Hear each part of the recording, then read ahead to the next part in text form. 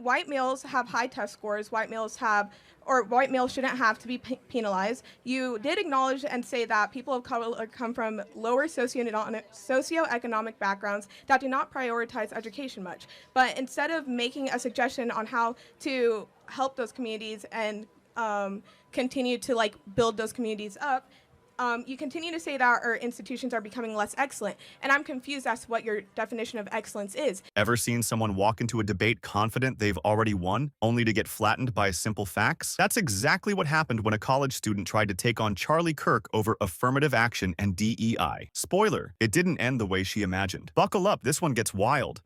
My name's Layla, and I've recently watched 3 videos of yours, Best Top 10 Charlie Kirk Debate Moments of 2024, Oh, no. Students Enraged That I Say College is a Scam, and 10 Unforgettable Charlie Kirk Debates That Shook 2024. And I picked 3 different topics that I think are important to me, which comes down to immigration, affirmative action, and DEI, and college is a scam. But the one I want to talk to you about the most is affirmative action and DEI. And in these videos, you have said, quote for quote, white males have high test scores. White males shouldn't have to be penalized. You did acknowledge and say that people of color come from lower socioeconomic backgrounds that do not prioritize education much. But instead of making a suggestion on how to help those communities and continue to build those communities up, you continue to say that our institutions are becoming less excellent, and I'm confused as to what your definition of excellence is. Is that because white males aren't necessarily, in your opinion, getting accepted as in a higher rate, even though they technically are, because 41% of college admitted students are of the white race? It should be higher than that, yeah. From the very start, Issa tries to frame Charlie as someone blind to systemic inequality. She quotes his old videos and claims he's obsessed with white male test scores. But Charlie doesn't bite. Instead, he flips the focus onto her assumptions, questioning the idea that fairness means lowering standards based on race. That's when the cracks in her argument start to show.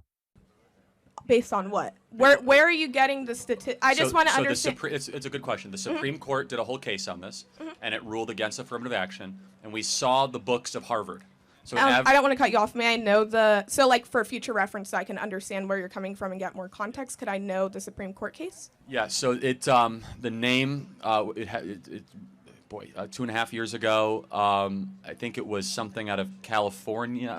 Someone look it up. You could use Grok or ChatGPT. If somebody could please look that up for me. Thank you. So we saw the data out of Harvard. Harvard was the test case, and effectively, approximating, but a white male had to get about a 30% higher test score to even be considered than an equivalent black student. And when was this? Over 30 years. Then Charlie drops the numbers. Harvard's own admissions data and a Supreme Court ruling showing white students needed roughly 30% higher scores than black students to be considered equally. Issa pushes back but can't name the case or disprove the stats. That pause changes everything. Suddenly, her moral high ground starts looking like an unsupported talking point. Yeah, I think so. Yeah. I think so. So basically, for a black student, they could do 30% worse on their standardized scores than an equivalent white student. And you don't think that has any outside factors to do with it? Well, that's not the point. The point is whether or not. But how is that not the point? Because I don't believe we should accommodate based on outside factors. You do. Well, I do, because I believe in progression, and I feel like you have stated in multiple of your videos, which I do have a quote. No, fair enough. I'm just making sure we understand we disagree. For sure. I don't think we should change the rules of the game to accommodate. What were the rules of the game? Well, the rules of the game are that you should be treated fairly and equally, right? For sure. That's an American principle. And I agree with that completely. Got it. So, therefore, a white male should not be treated differently than a black male. But when you come from a different... Doesn't matter. At its core, this debate was about affirmative action, but the real fight was over definitions. What does fair mean? What's equal? And what does real progress look like? Issa challenged Charlie's definition of excellence, hinting it should be more inclusive to balance society's inequalities. Charlie's answer was blunt. Redefine excellence and you water it down. Real progress isn't lowering the bar, it's helping everyone reach it. Equal treatment or not. It's not whether or not you were said mean things when you grew up or whether your dad was a gangbanger. Doesn't matter. Well, I'm not saying that's not the outside factors I'm talking about. It doesn't matter what the outside factors are. But can I explain where I'm coming from? But understand, I'm going to finish and I'll let you talk. Okay, of Equal course. treatment is regardless of any sort of sob story you could put on before it. Equal treatment. Test score, test score. And I completely agree with that. But I also come from a predominantly white town, so I understand what you're trying to say.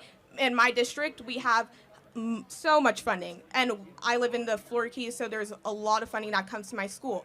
And you can drive 30 miles north, and you end up in Homestead, where they have a fraction of the funding that we have, and they don't have as much of the same testing instructors and people to help them, and have as much of the same outside resources. And then you can keep going another 30 miles, and you end up in Miami, where all the private schools are, and they get even more funding than where I come from. Then, Charlie unleashed the data bomb, Harvard's own admissions numbers. White males needed about 30% higher test scores than black applicants to be seen as equal by admissions boards. Issa didn't deny it, but she couldn't name the case, challenge the stat, or give anything beyond context matters. And that's the issue. In courtrooms and hiring, numbers come first, not narratives. And not that obviously I ended up where I am today because I continue to push through, and I didn't let any outside factors affect me. But at the end of the day, I kept going, and some people don't have that same ability. And I also it doesn't. Again, first of all, in Florida, every public school gets the same amount of money. Okay, there's an equal funding across the board. But you also get donations from the people in your community. Fair enough, but Florida has. And I know for a fact that my community gets many donations. Florida has the most. You could use equitable funding structure of any school, and has universal school choice basically. So that's number one. Number two, explain to me why, when we're admitting people for a job, should it just be what's on that piece of paper? Or should race play into the fact? When the topic switched to hiring, Charlie went in hard. He pointed to real-world examples, big firms like Capitol Street Partners openly refusing to hire white men. Issa asked for proof, and he had plenty. DEI quotas, diversity pledges, corporate hiring bans. This wasn't theory, it was policy, and Charlie had the receipts to prove it. So I know that your argument is mediocrity. I forgot. I don't mediocrity. Really. Okay, yeah, and I know that, and I also believe in quotas as well. But I don't think that it should be one and one, but they should go hand in hand. Because at the end of the day, if I have just as good as a resume as somebody next to me, I wanna understand where you're getting that jobs are just taking people because they're a woman, because they are black. I just want to see. And I understand what you're trying to say because of course, with affirmative action and DEI, that does give them an upper hand. But where does it say that you take somebody just because of that color? All over the place. Capitol Street Partners back in the summer of 2022 said that they will not hire white men for internships. That's one example of thousands I could give. But because of how many people are in there, how many people in position? No, because they wanted to be. Again, that's irrelevant. It does not matter if you have an internship and everyone is a white man. If they're all qualified, that's great. It doesn't matter if they're all Asian or all black. It should be what merit qualification gets the people into that position. And of course, but if this school only wanted white people to attend. No, good, like excellent qualified people, and if they end up majority white, who cares? Why does that matter? I don't think that matters. I'm saying that affirmative action. No, you are saying it matters. I'm saying that, but I'm not saying for the white male or the black race or the Asian race or the Indian race, or understand what I'm saying? I'm saying that.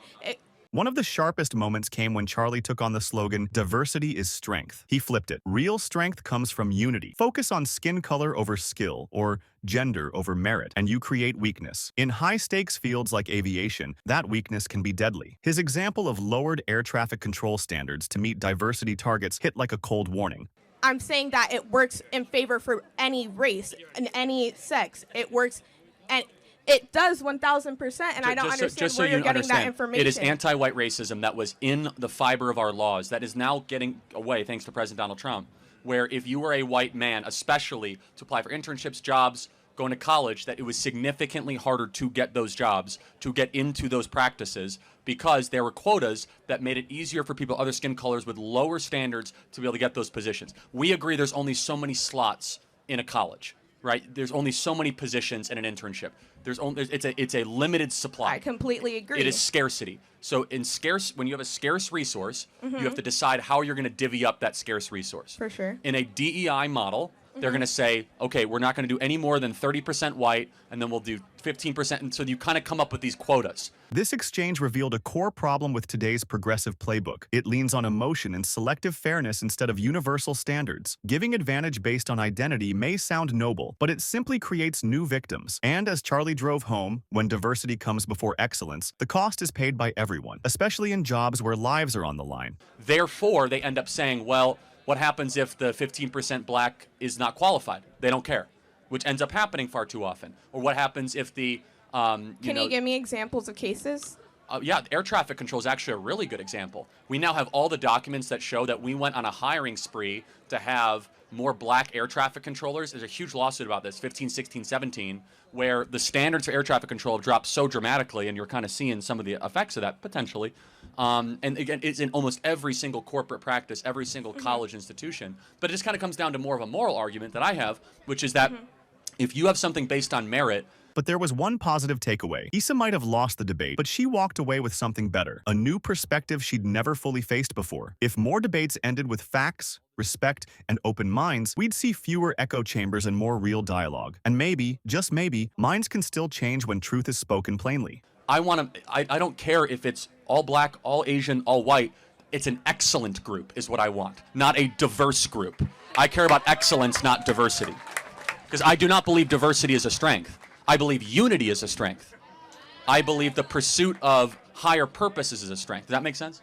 Yeah, I do understand where you're coming from. I feel like I do agree with some of the things that you did just say, and I may have to do some more research on the things that you said before, but I guess we can agree to disagree for the time being. Thank you for your time. Appreciate it. Thank you very much. So, here's the bottom line. This wasn't just another policy debate. It was a live clash between feel-good ideals and unshakable facts. Charlie Kirk stepped in armed with data, legal precedent, and a clear principle. Under the law, the rules should be the same for everyone. Issa came in with passion and the belief that progress sometimes means bending those rules to fix past wrongs. But as Charlie showed, bend the rules too far, and they snap. And he didn't just say it, he proved it.